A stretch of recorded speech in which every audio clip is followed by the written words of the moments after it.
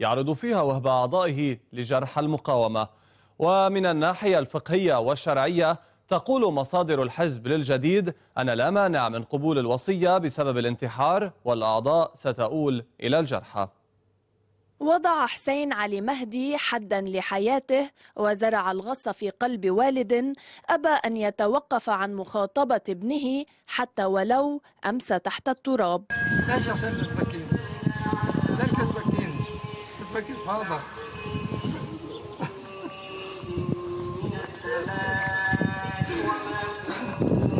لم يمضي على وصول حسين إلى لبنان إلا بضع ساعات قادما من الكويت لينتحر برصاصة بندقية صيد، تاركا رسالة في جيبه يطلب فيها من أهله أن يبقوا هادئين ويترحموا عليه.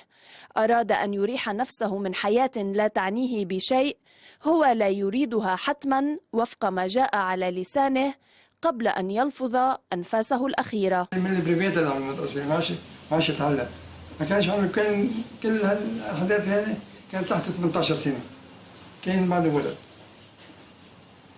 وسافر لبرا وحمل معه مشاكله وما تخلص منها، رجع من أوروبا على الكويت ومشاكله معه وما تخلص منها، ما قدر يتخلص منها وتتراكم عليه حتى صارت حياته ما عاد في شيء اسمه حتى صار كل شيء عتمي، نفسيته عتمت وأفكاره عتمت وحياته عتمت واجتماعيته ما في شيء مضيء ابدا. اسباب عاطفيه ما في ابدا. نحن عم ننصحه يتجوز رافض هو، لانه عارف حاله انه بده البنت بده ياخذها بده تنظلم معه وبده لما قال انا ضل بحالي مش رح اظلم واحد ثاني معي.